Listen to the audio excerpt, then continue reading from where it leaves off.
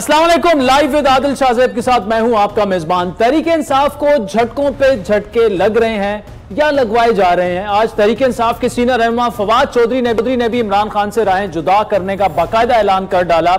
एक ट्वीट में उन्होंने मौक़िफ़ इख्तियार किया कि 9 मई के वाक़यात की वाज़ेह मुज़म्मत कर चुका हूं, सियासत से किनारा कशी करने का फैसला कर लिया है और यह फैसला भी किया है कि पार्टी के ओहदे से मुस्ताफी होने के साथ साथ इमरान खान से भी अलहदगी इख्तियार कर रहा हूं। दूसरी जानिब अब से कुछ देर पहले मुस्लिम लीग काफ के साबिक रहनुमा और पीटीआई के मौजूदा रहनुमा हुसैन इलाही ने लंदन में प्रेस कॉन्फ्रेंस करते हुए तहरीके इंसाफ छोड़ने का बाकायदा ऐलान किया और यह भी कहा कि वो मुस्लिम लीग काफ में दोबारा शामिल होने का ऐलान कर रहे हैं, क्योंकि उनके बकौल जो हुआ उनका दिल अब नहीं मान रहा था कि अब मजीद तहरीके इंसाफ का साथ दें। पीटीआई से पार्टी कायदीन की परवाज का सिलसिला थमने की बजाय तेज होता जा रहा है। गुज़श्ता रोज इमरान खान की करीबी साथी डॉक्टर शीरी मजारी ने पार्टी के साथ साथ सियासत से भी अलहदगी का ऐलान किया था, जिसके बाद क्या सराहियां की जा रही थी कि अब पार्टी का शिराजा मजीद बिखरेगा। फवाद चौधरी तहरीके इंसाफ के लिए रीढ़ की हड्डी की हैसियत रखते थे। ना सिर्फ वो पार्टी के मरकजी और तर्जुमान थे,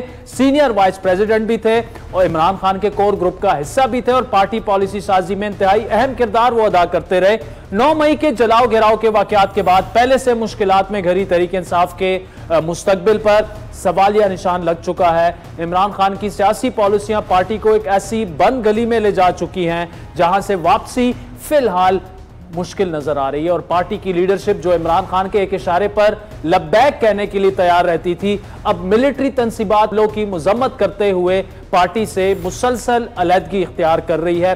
दूसरी जानिब वफाकी हुकूमत ने भी खुलकर अब इस राय का इजहार शुरू कर दिया है कि तहरीके इंसाफ पर बतौर सियासी जमात पाबंदी लगनी चाहिए और उस पर गौर भी हो रहा है। जरूर इस बात का जायजा ले रहे हैं और लेंगे भी कि इस पार्टी के ऊपर इस जो कुछ 9 मई की हुआ है, प्लान के तहत सब कुछ हो रहा था। इस बैकग्राउंड में इम्कानात हैं और ज़रूर इसका फैसला कोई नहीं हुआ, लेकिन इसका जायज़ा ज़रूर लिया जा रहा है कि पार्टी के ऊपर पाबंदी लगा दी जाए। अगर ये फैसला किया गया तो पार्लियामेंट से डेफिनेटली रुजू किया जाएगा। हम पार्लियामेंट को जो है एतमाद में डेफिनेटली लेंगे और ये पीडीएम की पार्टीज का एक मुश्तरका फैसला हो जब भी। लेकिन जब तहरीक इंसाफ पर पाबंदी लगाने का सवाल हमने हुक्मरान जमात से बार बार पूछा तो उनका जवाब यही था कि किसी भी सियासी जमात पर पाबंदी नहीं लगनी चाहिए कि तहरीक इंसाफ पर पाबंदी लगाई जाए। क्या इस पर कोई बात हुई है? इसका इरादा है हुकूमत का ऐसा स्टेप, एक्सट्रीम स्टेप लेने का? कोई सियासी जमात या कोई जमहूरी हुकूमत नहीं चाहती कि कोई और सियासी जमात, अगर वो सियासी जमात है, अगर वो जमहूरी रवैया रखने वाली जमात है, उसको बैन किया जाए। इसलिए ये तहरीके इंसाफ को सोचना पड़ेगा, ये उनको इंट्रोस्पेक्शन करनी पड़ेगी कि क्या उन्होंने यही तर्ज अमल रखना है। अगर यही तर्ज अमल रखेंगे और जानबूझ कर रखेंगे, इंटेंशनली रखेंगे, डिफाई करेंगे कानून को हाथ में लेंगे, इसी तरह रियासत के ऊपर हमला आवर होंगे तो उसके कॉन्सिक्वेंसेस होते हैं। क्या इस बात का हुकूमत फैसला कर चुकी है कि पीटीआई पर अब पाबंदी लगाई जाएगी? क्या पाकिस्तान के अंदर दहशतगर्दों को ये इजाज़त होगी कि वो पाकिस्तान का आइन तोड़ें, पामाल करें और उनको कहा जाए कि ये एक सियासी जमात है? आज जो कानून है बायोमेट्रिक का वो भी उससे इस्तिस्ना हो और गाड़ी में बैठ के उसका जो है हाजिरी भी लग जाए और इस तरह केसेस बने हों और इस तरह उनको रिलीफ मिला हो। क्या इससे पहले जो जमातें जिनको बैन किया गया इस तरह के रिलीफ उनको दिए जाते थे? किसी भी सियासी जमात पे, सियासी कारकुन पे, सियासी लीडर पे पाबंदी का मुस्लिम लीग की क़यादत तो तसव्वुर भी नहीं कर सकती और ख़ास तौर पे मेरे जैसा एक सियासी कारकुन जो है। अब जावेद लतीफ़ साहब की बड़ी एक क्लियर कट एक राय थी, आज वो हमारे खुसूसी मेहमान होंगे, उनके सामने ये सारे सवालात भी रखेंगे। दूसरी जानिब इमरान खान को भी एहसास है कि उनकी मुश्किलात आए रोज बढ़ती जा रही हैं। एक एक करके पार्टी रहनुमा उनका साथ छोड़ने का ऐलान कर रहे हैं और शायद यही वजह है कि आज वो मुज़ाकरात के लिए एक कमेटी बनाने का ऐलान करते हुए यहां तक कह गए कि अगर मुझे माइनस करने में ही पाकिस्तान का फायदा है, मैं माइनस होने के लिए भी तैयार हूं। मैं ये कमेटी बनाता हूं। अगर इस कमेटी को ये बैठ के कह दें कि जी इमरान खान के बगैर पाकिस्तान बेहतर हो जाएगा और आपके पास कोई सोल्यूशन है, मैं फिर से कहता हूं कि इस मुल्क की खातिर मैं छोड़ देता हूं। मैं पीछे हट जाता हूं। अगर आप ये कमेटी को समझा दें कि मेरे बगैर मुल्क बेहतर चलेगा, चले मैं मुल्क की खातिर ये भी छोड़ने के लिए तैयार। या इस कमेटी को ये कह दें कि अक्टूबर में इलेक्शन करवाने से पाकिस्तान को क्या फायदा है। ये तो हमें समझ आ रही है कि अक्टूबर तक तहरीक इंसाफ को इनका ख्याल है क्रश कर देंगे, लेकिन पाकिस्तान को क्या फायदा है। हम क्यों अक्टूबर तक इंतजार कर रहे हैं जब मुल्क नीचे जा रहा है। इमरान खान फौज से मुज़ाकरात चाहते हैं, फौज सियासी मुज़ाकरात का हिस्सा नहीं बननी चाहती और यह समझती है कि इमरान खान को मुज़ाकरात हुकूमत से करने चाहिए, लेकिन हुकूमत पीटीआई के साथ मुज़ाकरात के लिए तैयार तो है, लेकिन इस शर्त पर कि इमरान खान साहब माफी मांगे। इमरान खान साहब से मुज़ाकरात इस वक्त हो सकते हैं, क्योंकि देखिए एंड ऑफ द डे करने तो मुज़ाकरात ही हैं। क्या हुकूमत इस वक्त पहल कर सकती है कि देखें जी जितना जो कुछ हो सकता था, मुल्क का जितना नुकसान रियासत का हो चुका है, माशी तौर पर हो चुका है, समाजी तौर पर हो चुका है, उस पर अब फुल स्टॉप लगाना है। हाँ, इसमें देखिए मैं ये जरूर कहना चाहूंगा कि ये मुज़ाकरात 9 मई का NRO नहीं बन सकते। कि अगर कोई ये कहे कि मुज़ाकरात के जरिए जो 9 मई का इक़दाम है उसको भूल दिया जाए, उसको माफ़ कर दिया जाए, वो तो नहीं होगा। उन्हें 9 मई के ऊपर नदामत का इजहार करना चाहिए, उस पर कौम से माफ़ी मांगनी चाहिए, मुसल्लह अफवाज से, शोहदा की फैमिली से, तो उसके बाद यकीनन फिर बातचीत हो सकती है। नाज़रीन, तफसीली गुफ्तगू करेंगे। वफाकी वजीर और नून लीग के सीनियर रहनुमा जनाब मियाँ जावेद लतीफ़ साहब हमारे साथ मौजूद हैं। मियाँ साहब बहुत शुक्रिया। आपका एक शॉट मैंने चलाया 2 हफ्ते पहले का, वो शॉट है जिस पर आप ये फरमा रहे हैं कि किसी भी सियासी वर्कर जमात पर मेरी जमात मुस्लिम लीग नून पाबंदी लगाने का सोच नहीं सकती। आज वजीर दिफा साहब ख्वाजा आसिफ साहब कह रहे हैं कि जी पाबंदी लगाने पर गौर हो रहा है तहरीक इंसाफ पर। क्या आप भी अब ये समझते हैं कि तहरीक इंसाफ पर बतौर सियासी जमात पाबंदी लगा देनी चाहिए? नहीं आदिल, मैं बड़ा क्लियर हूँ और आज भी वही बात कह रहा हूँ कि किसी भी सियासी जमात पे, सियासी वर्कर पे, सियासी लीडरशिप पे पाबंदी नहीं लगनी चाहिए और ना ही लगने देंगे। मगर अगर आप इमरान खान के हवाले से बात कर रहे हैं तो मेरे जैसा बंदा वेरी मच क्लियर कि क्या वो सियासी रहनुमा है, क्या वो किसी सियासी जमात का लीडर है, ये पहला सवाल है। दूसरा सवाल ये है मियां साहब तहरीक इंसाफ के चेयरमैन है, साबिक वजीर आजम है, तो नहीं इस तरह ना करें, सियासी रहनुमा तो है ना। नहीं मेरी अर्ज सुन लें जी। मैं ये कहता हूँ कि 9-10 मई का जो दुनिया के सामने आया उसके बाद भी कोई खुद को सियासी रहनुमा कहेगा? नंबर 1। नंबर 2 ये है कि वो चीजें जो राज थी, जो चंद लोगों को या पाकिस्तान के इंटेलिजेंस अदारों के इल्म में थी कि क्या कुछ होता आया, और जब इसको लॉन्च किया गया, जब 2017 के फैसले किए गए, उस वक्त से आज तक पाकिस्तान को क्या फायदा पहुंचा और क्या नुकसान हुआ, ये भी एक देखने वाली चीज है जो पाकिस्तान के फ्यूचर के हवाले से बहुत जरूरी है। अब दूसरी बात जो आप बात कर रहे हैं, या मैं बात कहना चाहता हूं आपके सवाल में जी, बात यह है कि 3 अदारों ने मिलके इसको बनाया था। अब 2 अदारों ने हाथ खींच लिया, एक अदारा आज भी उसकी पुष्ट पर खड़ा है।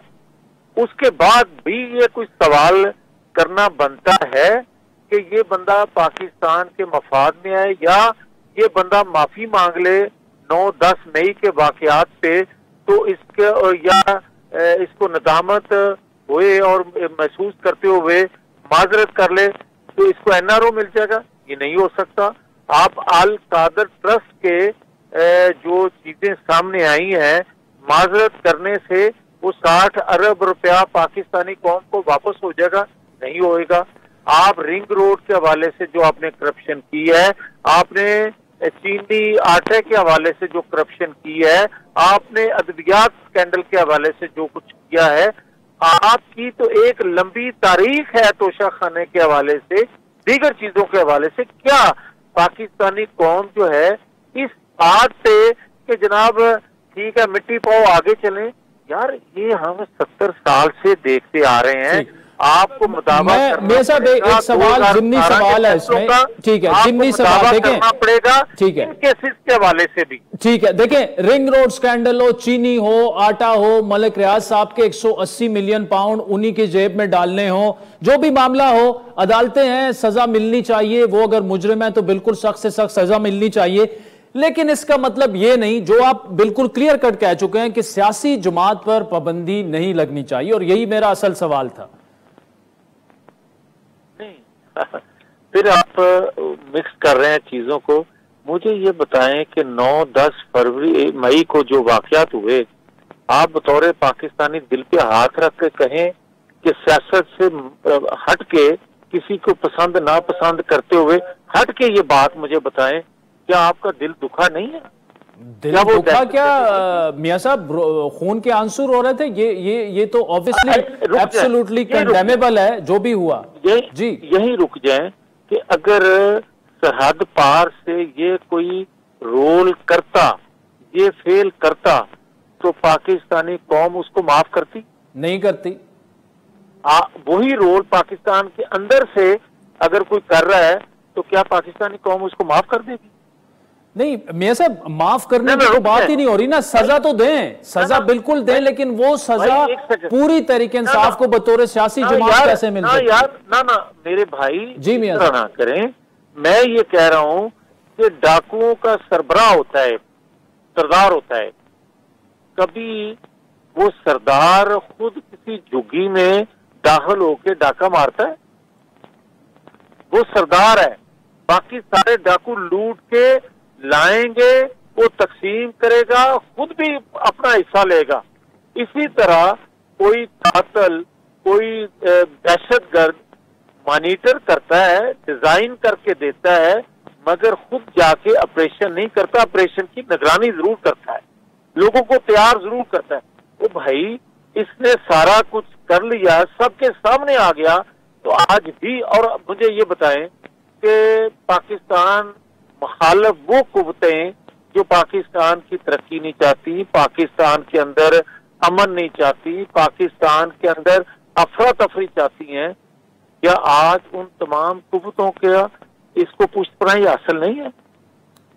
मुझे कोई बताए, क्या इस तरह जुल्फ़िकार भुट्टो या नवाज शरीफ के लिए खतूत लिखे जाते थे? क्या इस तरह आवाजें उठती थी उन ममालिक की जानब से जिनकी जानब से आज इसको सपोर्ट मिल रही है? मुझे ये बताएं कि पाकिस्तान के मफाद में इससे पहले लोग आवाज उठाते रहे अवामी नुमाइंदों के लिए, मगर पाकिस्तान के दोस्त ममालिक से आवाजें उठती रही, आज कहां से उठ रही हैं? ठीक, अच्छा मियां साहब, दूसरा ये बताएं, ठीक है, ये जो डॉक्टर शीरी मजारी छोड़ के चली, सियासत छोड़ दी है, असद उमर का सुनने में आ रहा है वो भी छोड़ गए हैं, जेल में रहते हैं, तो कुछ जैसे ही अडियाला जेल से बाहर निकलते हैं वो सियासत छोड़ देते हैं, अगर वो ऐलान नहीं करते तो वापस अडियाला जेल पहुंचा दिए जाते हैं। ये इंप्रेशन तो गवर्नमेंट को खत्म करना होगा कि पॉलिटिकल विक्टिमाइजेशन का निशाना आप तहरीक इंसाफ को बना रहे हैं, उन पर दबाव है कि इमरान खान साहब का और अपनी पार्टी का साथ छोड़ दें, वरना आप जेलों में ही सड़ते रहेंगे। 9-10 मई के वाकये के बाद तो सबको इल्म है कि क्या हो रहा है। मुझे सिर्फ इतनी कहने की इजाजत दें कि हमने 4 साल क्या जेलें नहीं काटी? बिल्कुल काटी, अदालतों की उनसे लंबी लंबी काटी हैं जेलें मियां साहब। और क्या अदालत की तरफ से ये हमारे साथ रवैया था? क्या हम दूसरे दिन बाहर आ जाते थे? क्या हम 2 घंटे के बाद बाहर आ जाते थे? और जब हम आते ही 6-6 माह के बाद थे, 2-2 साल बाद आते थे, तो फिर मुझे कौन बाहर से गिरफ्तार करता? आज तो भाई दूसरे दिन वो केस अभी लगता नहीं है, FIR बनती नहीं है। वो कहते हैं कि 31 मई तक जो आपने आइंदा भी जुर्म करना है उसकी भी आपको जमानत है।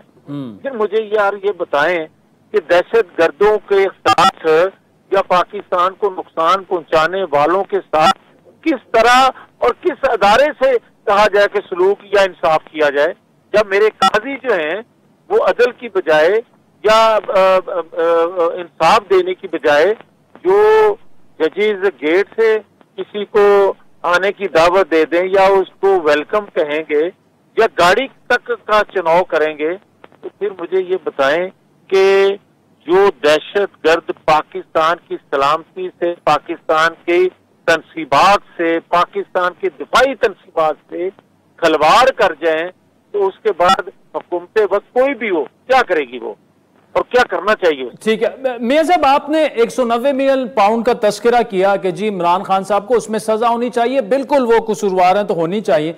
उन्होंने फायदा पहुंचाया जनाब मलिक रियाज साहब को, जिनका टीवी पर नाम लेना भी जुर्म समझा जाता है, बीप लग जाते हैं बहुत सारे चैनल्स पर। आपकी हुकूमत उनको शामिल तफ्तीश क्यों नहीं करती? उनसे क्यों नहीं पूछा जाता कि आपको इतने करोड़ों अरबों का फायदा मिला, तो उन पर भी हाथ डाला जाए ना? आप डलना चाहिए, और क्यों नहीं डलना चाहिए? मगर तो जो क्यों नहीं डल रहा सर, क्यों नहीं डल रहा? ये तो अच्छा आवाज आपको उठानी चाहिए मियां साहब, पार्टी के अंदर मेरी भी बात, अगर तो जो सबसे बड़ा बेनिफिशियरी है इमरान खान, उस पे हाथ डल गया है, उसको सजा हो गई है, और जो आप मलिक रियाज का नाम ले रहे हैं उनको बुलाया नहीं गया, उनको सजा नहीं हुई, तो फिर तो आपका एतराज करना बनता है।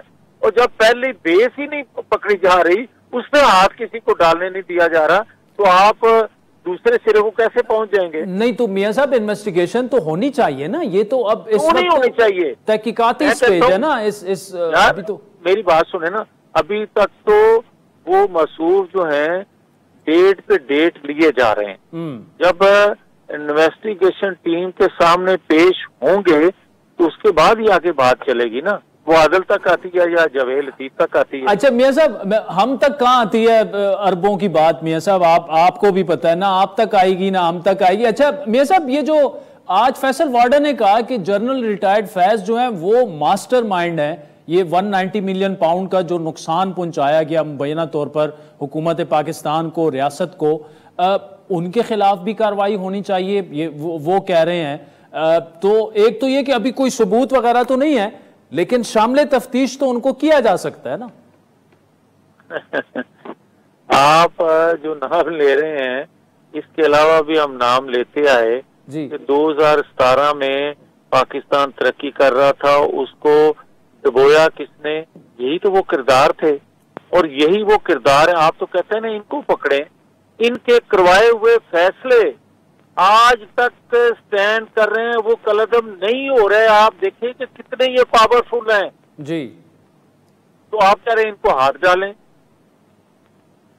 चलें मियां जावेद लतीफ साहब, बहुत बहुत शुक्रिया, thank you much for joining us. नाज़रीन, वक्त चाहता है एक ब्रेक का, जिसके बाद तहरीक इंसाफ पर बैन लगाने की बात हो रही है। एब्सोल्युटली नहीं होनी चाहिए, किसी भी सियासी जमात पर इस तरह ब्लैंकेट बैन जो है वो नहीं लगनी चाहिए।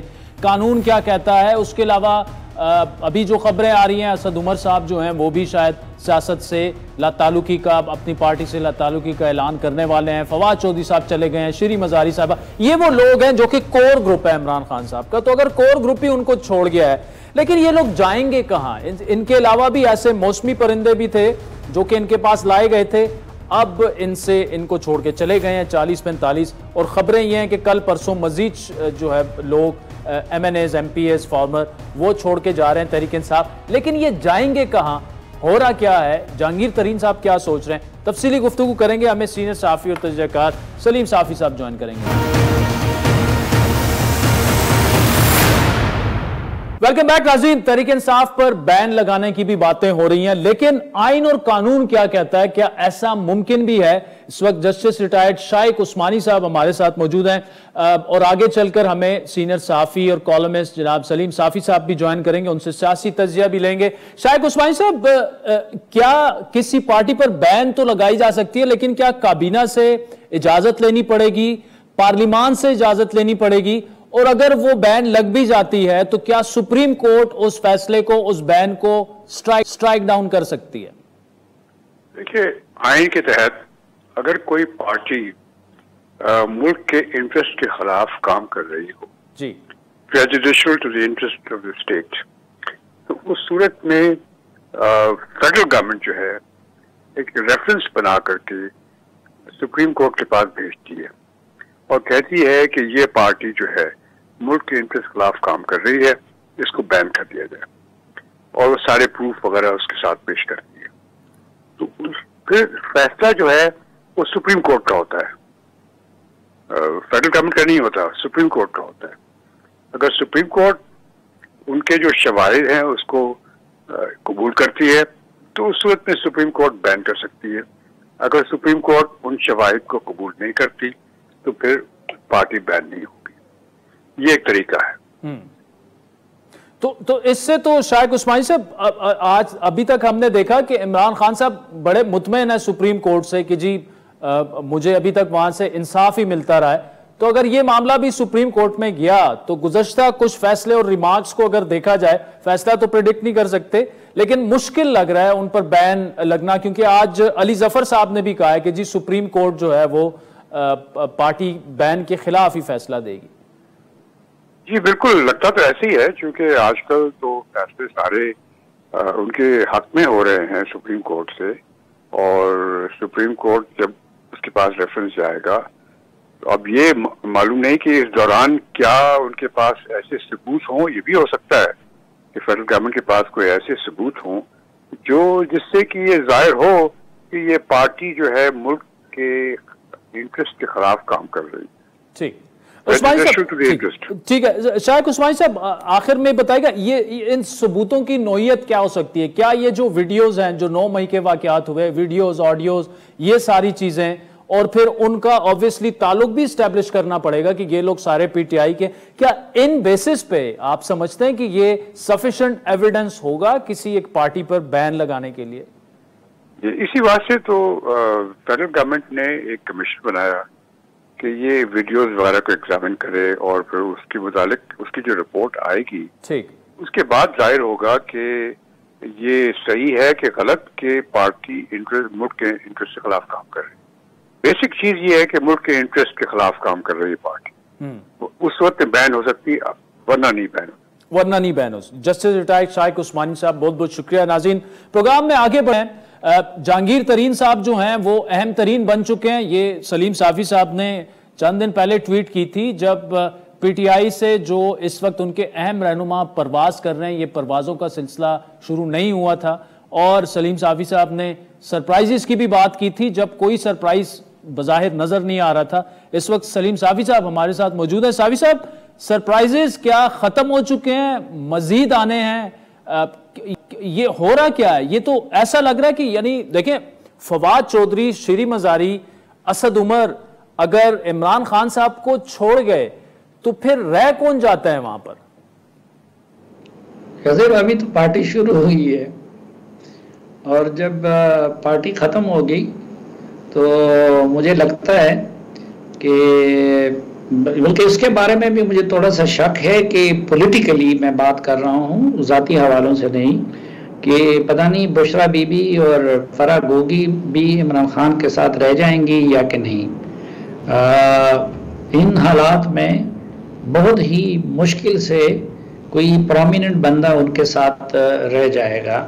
मुझे तो इमरान खान ऐसे मुस्तकबल के अल्ताफ हुसैन बनते नजर आ रहे हैं। नहीं, लेकिन साफी साहब देखें फर्क है एमक्यूएम में या इमरान खान साहब में। इमरान खान साहब जो हैं करोड़ों वोट उन्होंने लिए थे, 2018 में मुल्क के प्राइम मिनिस्टर रह चुके हैं। अभी भी कहा यह जा रहा है कि वो बड़े मकबूल हैं अवाम में, बाई इलेक्शन सारे वो जीत चुके हैं। तो अगर उन पर बैन लगती है, ये सारे लोग चले जाते हैं, हमने देखा 79 में पीपल्स पार्टी के साथ भी तकरीबन इसी तरह हुआ, लेकिन बाउंस बैक किया पीपल्स पार्टी ने 7-8 साल बाद से ही।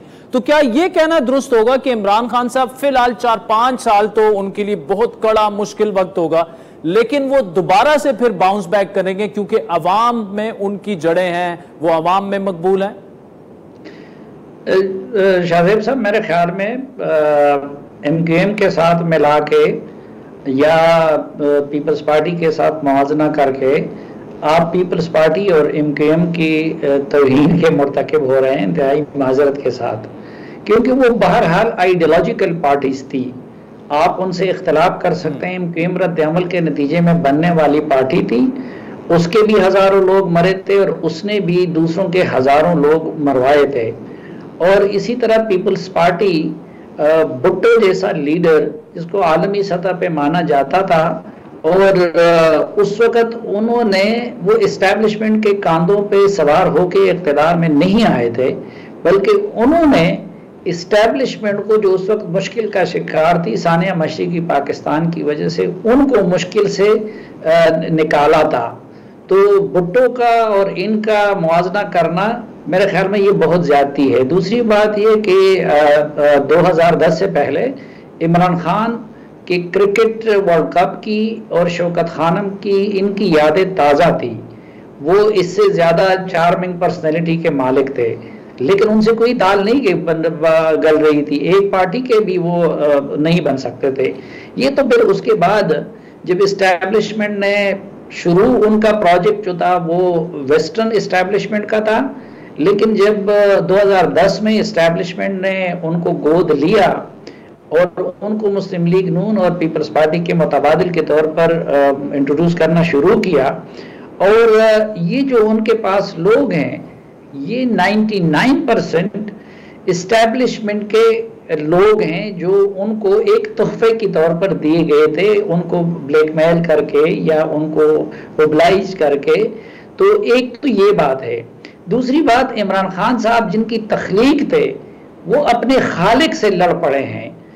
उन्होंने, अब देखिए मैंने इल्ताफ हुसैन की बात की, तो इल्ताफ हुसैन ने जुबानी तौर पर फौज को ललकारा था, लेकिन इमरान खान साहब ने अमली तौर पर, जो बजा तौर पर पाकिस्तान के लिए 9/11 है, वो काम किया है कि अपने लोगों से हमारी रियासत के और फौज की तमाम अलामात और शुहदा की यादगारों पे हमले करवाए। तो उसके बाद आप देखें कि उनके साथ कौन कैसे रह सकता है, और बिलखसूस वो लोग कि जो माजी में इस्टेब्लिशमेंट की पैदावार या इस्टेब्लिशमेंट के चहीते रहे हों। अच्छा साफी साहब, दूसरा ये बताइएगा कि आपकी जहांगीर तरीन साहब से भी मुलाकात हुई, obviously of the record discussion भी हुई होगी।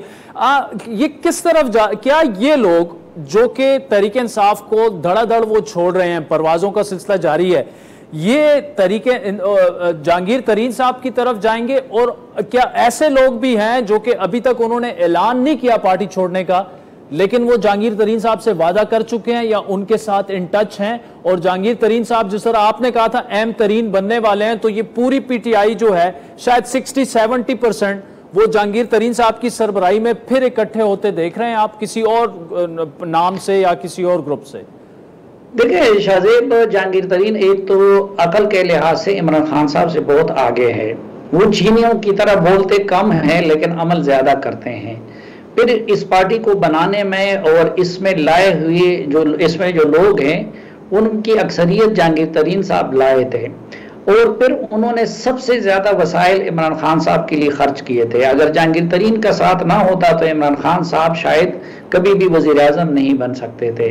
लेकिन जहांगीर तरीन के साथ दो ज्यादतियां किया। एक तो स्कोर बराबर करने के लिए उनको सुप्रीम कोर्ट से नाअहल करवा दिया गया, और फिर बुशरा बीबी की नाराजगी की वजह से, बुशरा बीबी के कहने पे उनको पार्टी से बेइज्जत करके निकाला गया। तो एक तो उनके यहाँ इंतकाम भी है और उनके यहाँ सलाहियत भी है, और वो पहले से उसके लिए अपना एक ग्रुप बना चुके थे। लेकिन फिर उनकी सेहत के मसाइल भी आ गए, और दूसरी बात यह कि उस वक़्त माजी के जो इस्टेब्लिशमेंट थी उनकी सरपरस्ती भी इमरान खान की जारी थी, तो इसलिए जहांगीर तरीन साहब ने कुछ वक्त के लिए वो वक्फा किया। फिर उनके सेहत के मसाइल भी आ गए थे। ये जो मैंने ट्वीट किया था, तो ट्वीट मैंने किया था ये 9 मई के बाद और कोर कमांडर्स मीटिंग से पहले। तो नेशनल सिक्योरिटी के एक स्टूडेंट होने के नाते मुझे इल्म था कि इस अमल का रिएक्शन क्या होगा, तो उसी बुनियाद पे मैंने ये कहा था कि पीटीआई पे और इमरान खान पे मुश्किल वक्त आने वाला है या उनको सरप्राइज मिलने वाले हैं। और मुझे ये भी अंदाजा था कि पहले से एक फोरम जो कि वहां पे मौजूद है तो वो जहांगीर तरीन साहब का है। अब एक तो ये है कि जो लोग पीपल्स पार्टी या नून लीग में जा सकेंगे वो तो उधर चले जाएंगे। दूसरा, जहांगीर तरीन साहब के पास ये जो लोग हैं, क्योंकि ये तो पार्टी रहेगी। अभी इससे पहले आपकी शायख उस्मानी साहब के साथ पार्टी पे पाबंदी की बात हो रही थी, तो मैं सोचा था कि पार्टी पे पाबंदी लगाने की जरूरत क्या है, क्योंकि वो सारे लोग तो जहांगीर तरीन साहब की क़यादत में इकट्ठे हो जाएंगे। जो पीटीआई होगी वो तो उधर चली जाएगी। तो फिर मसलन आप MQM है, तो अब अगर उससे वो माइनस हो गए तो MQM पे पाबंदी लगाने की क्या जरूरत है। तो एक तो ये लोग, और जहांगीर तरीन साहब उस वक्त जब मैंने कहा था कि अहम तरीन हो जाएंगे, तो मैंने इसलिए क्योंकि शाह महमूद कुरैशी और असद उमर पे एक तो इस्टेब्लिशमेंट अब इतना एतबार नहीं करती, उन्होंने माजी में धोखे बहुत दिए हैं। दूसरा, वो रिसोर्सेज खर्च नहीं कर सकते जिस तरह जहांगीर तरीन साहब कर सकते हैं, बल्कि वो रिसोर्सेज इकट्ठे करते हैं।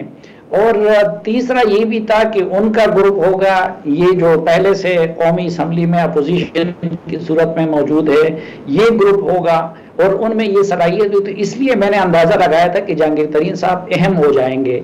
लेकिन उस रोज वो तो मेरी अपना एक तज्जिया था, उनसे जो मेरी मुलाकात हुई तो मैं हैरान रह गया शाहजेब कि ऐसे ऐसे लोग जो इमरान खान के आगे पीछे हैं और इंतहाई उनके करीबी समझे जाते हैं और उनके जाननिसार समझे जाते हैं, वो भी जहांगीर तरीन साहब के साथ राब्ते में हैं। यानी ये सावी साहब आप ये कह रहे हैं कि अभी जिन्होंने ऐलानात नहीं किए खान साहब से करीब हैं, वो भी उनके साथ राब्ते में?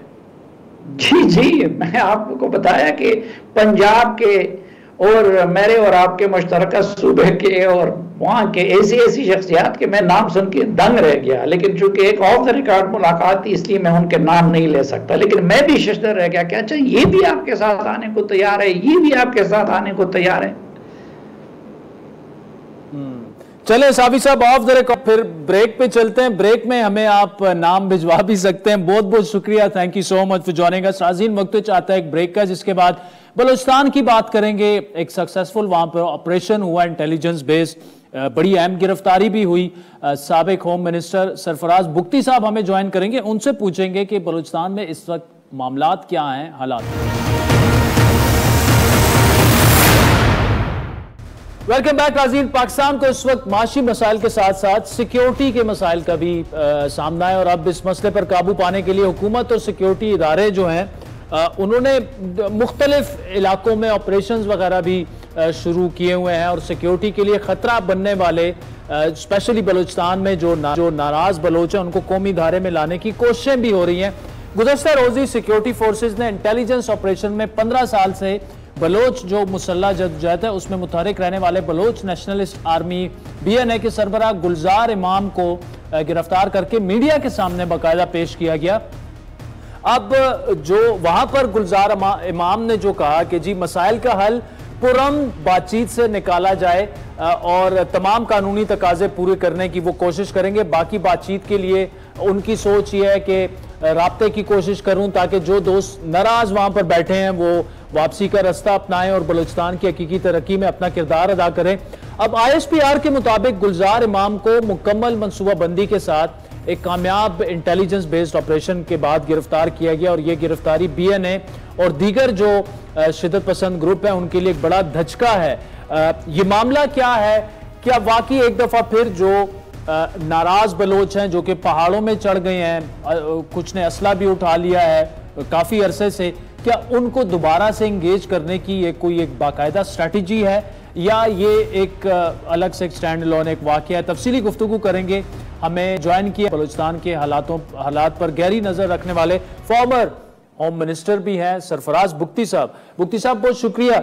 एक तो जरा ये बताइएगा कि जिनको अभी अरेस्ट किया गया ये why is it so significant कि उनको मीडिया के सामने भी लाया गया और बताया गया कि बहुत बड़ी कामयाबी है? वाकई ये कामयाबी है? आपको तो ज्यादा इल्म होगा इसका। बिस्मिल्लाहिर्रहमानिर्रहीम। शुक्रिया आदिल भाई, आपने याद किया बड़े अरसे बाद। देखिए, इसमें तो कोई दो राय नहीं है कि पहली दफ़ा बलूचिस्तान में किसी बैंड ऑर्गेनाइजेशन का, किसी दहशतगर्द तंजीम का सरबराह पकड़ा गया है, और ये शायद वाहिद सरबराह थे जो कि बलूचिस्तान में रह के, अला नज़र के बारे में हम किसी वक्त तक सुनते रहे लेकिन वो फिर उन्होंने भी बलूचिस्तान छोड़ दिया। इनके बारे में ये सुनने में आया है कि वो बलूचिस्तान में रह के कार्रवाइयाँ कर रहे थे, और ज़ाहिर है इनकी फुट सोल्जर्स में और वहाँ के लोकल पॉपुलस में एक से थी और एक बड़ी ग्रिप थी। तो मैं समझता हूँ कि इसमें कोई दो राय नहीं कि ये बहुत बड़ी कामयाबी है। अच्छा, ये हुआ, मतलब हमें तो ये बताया जा रहा है कि जी जितना हमें पता लगा कि इंटेलिजेंस बेस्ड जो था वो ऑपरेशन था, गिरफ्तारी उनकी मुश्किल तो थी, वरना पहले गिरफ्तार हो जाते। ये हुआ कैसे, कुछ आपके पास है इसकी इंफॉर्मेशन कि क्या? देखिए बात तो ये है कि सिक्योरिटी फोर्सेस ग्रे में ऑपरेट कर रही है। ऐसे में आपके इंटेलिजेंस एजेंसीज जो हैं वो, आदिल आप यकीन करें कि मैं खुद जब वहाँ पर था तो 90% केसेस ऐसे होते थे जो स्ट्राइक होने से पहले या दहशतगर्दी होने से पहले हमारी इंटेलिजेंस एजेंसीज उनको बचा लेते थे, अपने आवाम को और अपनी इंस्टॉलेशंस को। ज़ाहिर है 10% जो है वो अटैक भी हो जाते थे, तो बड़ा मुश्किल होता है इस तरह के ऑपरेशंस। और इस ऑपरेशन में जो मेरी नॉलेज है, ज़ाहिर है इतनी ज़्यादा नहीं है, लेकिन जहाँ तक मेरी इंफॉर्मेशन है बहुत मुश्किल ऑपरेशन था और लंबा कोई 1 साल के तक ये ऑपरेशन चलता रहा। सुना डिफरेंट इंटेलिजेंस एजेंसीज में डिफरेंट ममालिक की, और फिर वो ट्रेवलिंग और फिर वो सारी चीज़ें। तो ये बहुत बड़ी हमारी जो प्रीमियर एजेंसी है और उनके जो चीफ हैं उनको भी मुबारकबाद देता हूँ। सिक्योरिटी जिन लोगों ने ये ऑपरेशन किया उनको भी मुबारकबाद देता हूँ कि ये पाकिस्तान की बहुत बड़ी कामयाबी है कि आप इस तरह का इंटेलिजेंस ऑपरेशन करते हैं। इससे आपको ये महसूस होता है कि हमारी इंटेलिजेंस एजेंसीज के अंदर कैपेसिटी मौजूद है बड़े से बड़े। अच्छा बुख्ती साहब, दो आ रहा है। देखिए, एक तो इतने हाई प्रोफाइल अगर शिद्दत पसंद अरेस्ट हो जाते हैं, एक तो एक सीधा सीधा सजा उनको मिल जाए, लेकिन मीडिया के सामने लाके अब अगर वो नाराज बलोचों की बात कर रहे हैं कि उनको एंगेज किया जाए, ये क्या कैद में रह के और अचानक उनका ज़हन बदलवाया गया, या हकीकत में शिद्दत पसंदों में ये एक सोच मौजूद है कि बहुत हो गया है यार, बस कर दें, अब रियासत के साथ मजीद नहीं लड़ सकते? देखिए दोनों बातें हैं। पहली बात तो यह है कि बार बार आप जिक्र कर रहे हैं कि नाराज बलोच। देखिए आप हमारी प्रोविंशियल असेंबली की तौहीन कर रहे हैं जी।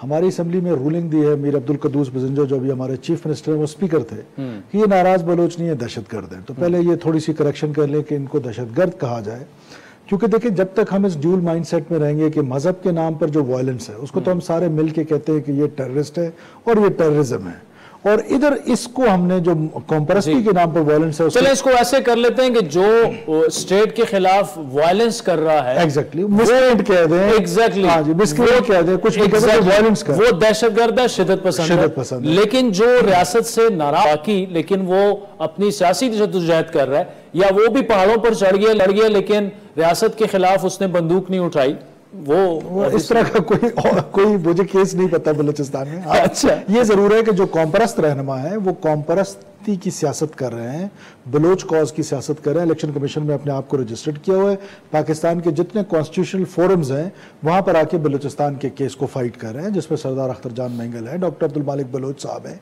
और इस तरह के लीडर्स हैं जो कॉम्परस्ती के जमातों के साथ अपनी सियासत कर रहे हैं। उसका तो किसी को एतराज नहीं है। जो वायलेंस वाली बात है, हम ये समझते हैं, और आज का ये मैसेज देना कि देखिए सिक्योरिटी फोर्सेस के पास तो ऑप्शन था, ये जो कहते हैं ना रियासत माँ की तरह, रियासत बाप की तरह थी, उससे उसको पकड़ लिया और फिर उसको मार सकती थी, लेकिन उन्होंने उसको मीडिया के सामने पेश किया, उसको मौका दिया कि वो अपनी इस्लाह करे, और अपने जैसे उन लोगों को जो आज भी पहाड़ में, देखें सबसे ज्यादा इफेक्टिव में मैं शामिल हूं, लेकिन मैं भी आपको कहता हूं कि हम सद के दिल से ये चाहते हैं कि जो लोग गए हैं पहाड़ों पर वो वापस आ जाए, वायलेंस का रास्ता तर्क कर दें और वापस आकर यहां पर मेन स्ट्रीम हो जाए। लेकिन हुकूमत वक्त के साथ या रियासत के साथ हमारा ये मुतालबा मौजूद है कि जो मासूम सिविलियन इन्होंने शहीद किए हैं, जो लोग उन्होंने मारे हैं, उनके साथ उनका कोई कंपनसेशन हो, उनके साथ उनका कोई बलोच रस्म रवाज के मुताबिक मेड़ मरका हो, ताकि वो लोग भी अपने आप को रियासत के साथ अटैच समझे। जी सरफराज बुख्ती साहब, वक्त तो चाहता है एक ब्रेक का, फिर ये गुफ्तगू नाज़रीन से जारी रखते हैं।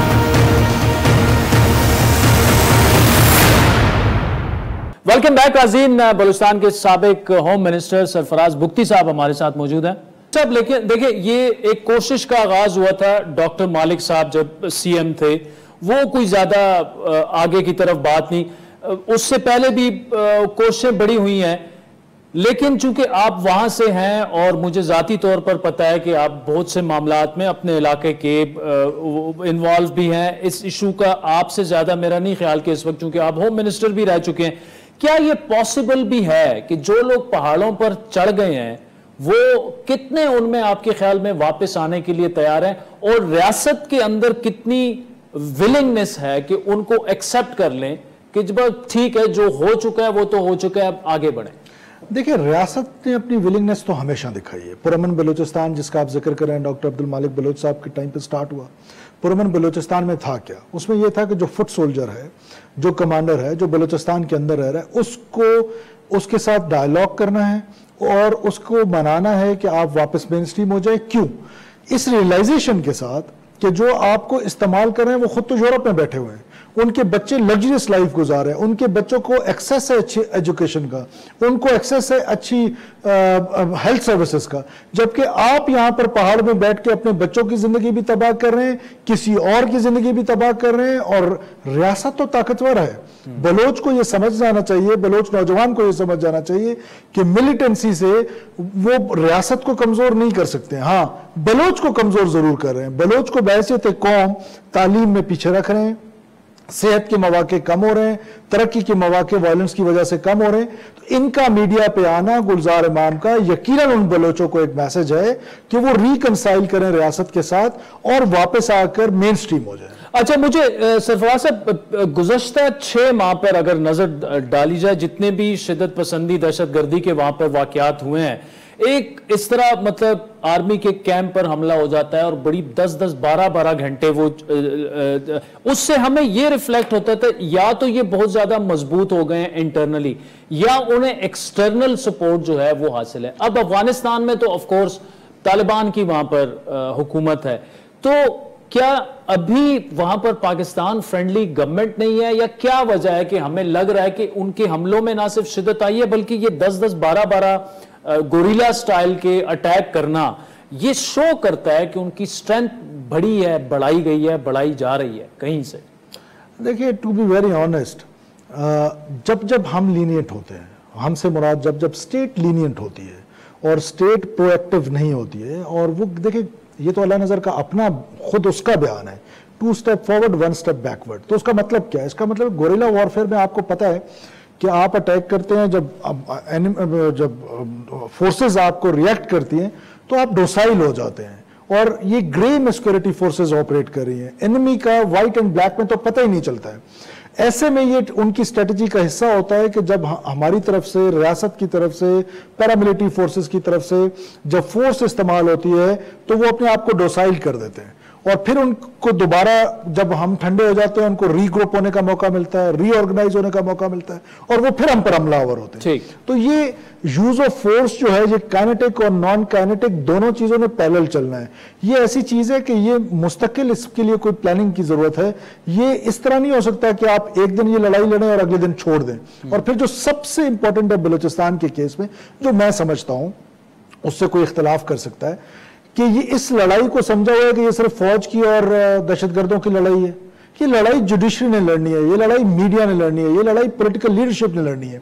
जब तक बहैसियत रियासत, बहैसियत कौम हम इस लड़ाई को नहीं लड़ेंगे, इसको अंडरस्टैंड नहीं करेंगे। देखें, फॉर एग्जांपल, आज आधे से ज्यादा पाकिस्तान ये समझता है कि लड़ाई इस बुनियाद पर है कि हम अंडर डेवलप्ड हैं, हम महरूम हैं, हम अनएम्प्लॉयमेंट। बड़ा एक स्ट्रॉन्ग नैरेटिव है आप जो बात कर रहे हैं कि जी अंडर डेवलपमेंट। अब अंडर डेवलपमेंट या अनपैरेलल डेवलपमेंट इसको कह दें, ये पूरे पाकिस्तान का मसला है। ये अनपैरेलल डेवलपमेंट सिर्फ बलूचिस्तान का मसला नहीं है। क्या केपी में जो पेशावर डेवलप्ड है वो डीआई खान डेवलप्ड है? ऑफ कोर्स नहीं है। या वो वाना डेवलप है? नहीं है। इसी तरह कराची, लाहौर, हर जगह की एग्जांपल्स दी जा सकती हैं। अब लड़ने वाला कहता है कि मैं बलोच आइडेंटिटी पे पाकिस्तान को तोड़ना चाहता हूं, खुदा न खास्ता, और हम इस पर बजद हैं कि नहीं, वो इसलिए लड़ रहे हैं कि उसकी रोड नहीं बनी हुई।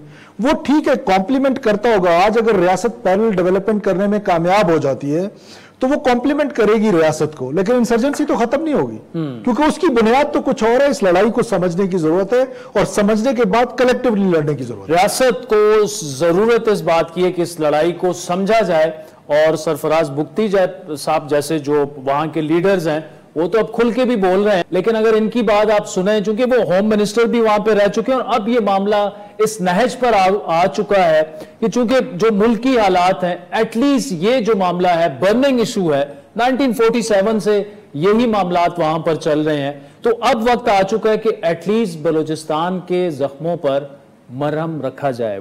नाज़रीन, आज के प्रोग्राम पर फीडबैक जरूर दीजिएगा। हमारा ट्विटर हैंडल है @आदिल शाहज़ेब।